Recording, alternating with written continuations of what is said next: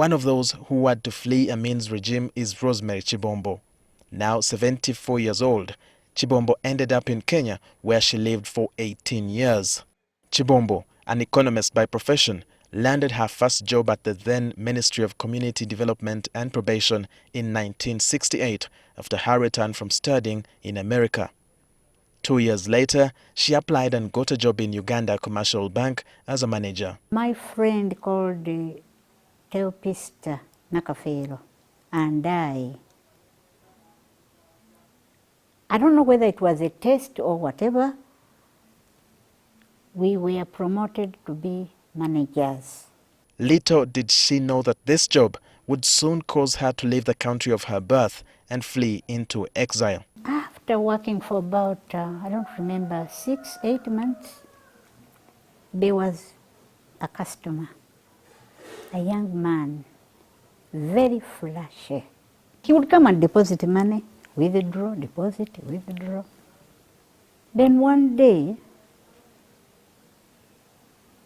about 10 o'clock, he was brought in.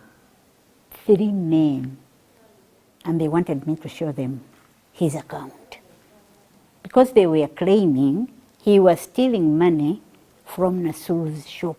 Nassur was the governor of Kampala at the time. A standoff between Chibombo and the men ensued.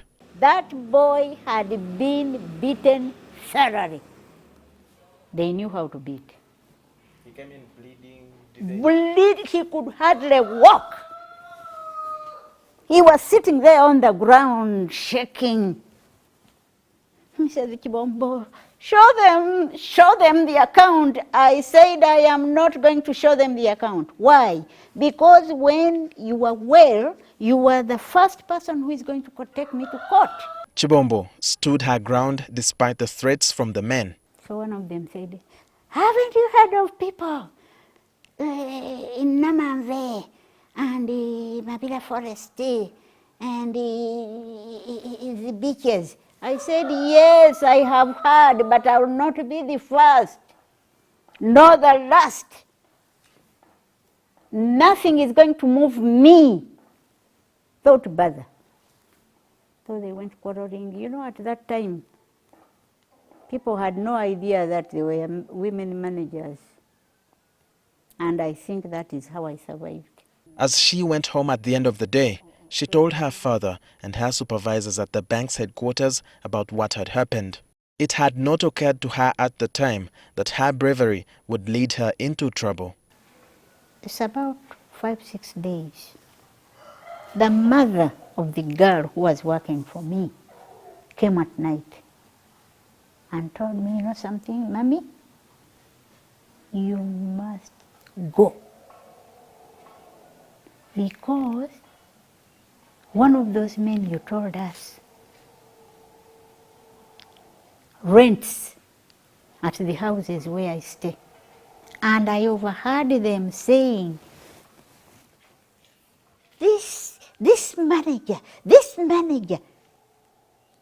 when we catch him, we are going to finish him off.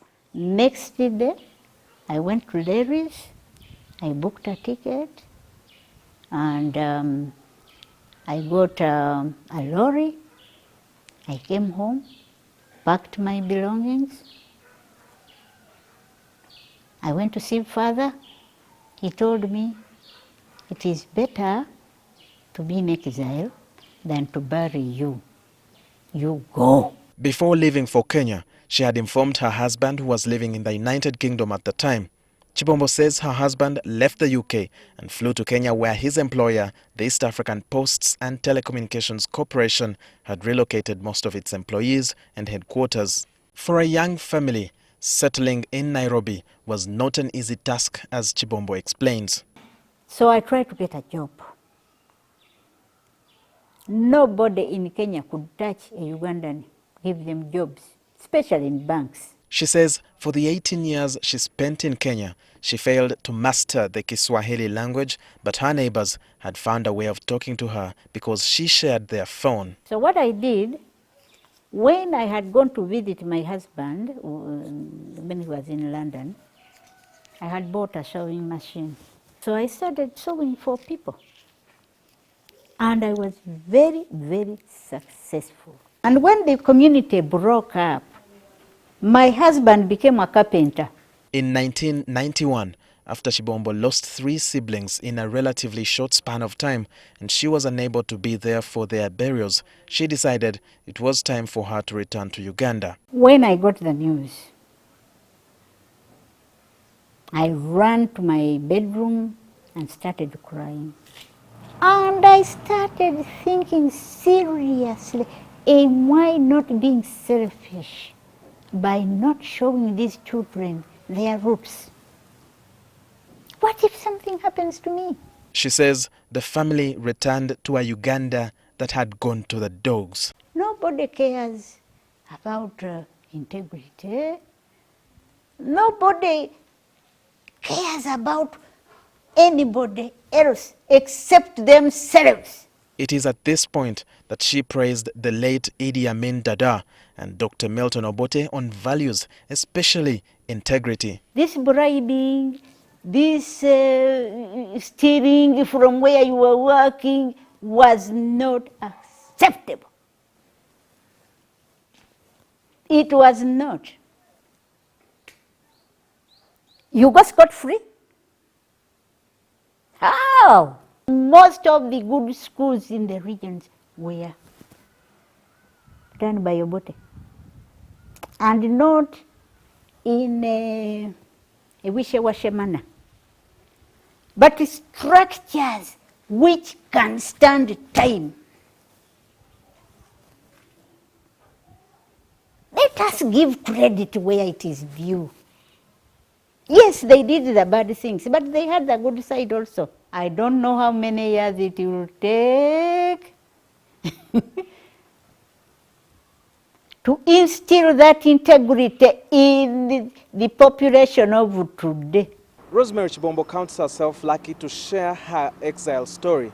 Now, many people did not get that chance, and the late Idi Amin Dada, while in power, never envisioned himself running into exile, especially after declaring himself life president. It's now not news, but Idi Amin Dada died in August 2003 while in exile in Saudi Arabia. Walter Mwesije, NTV.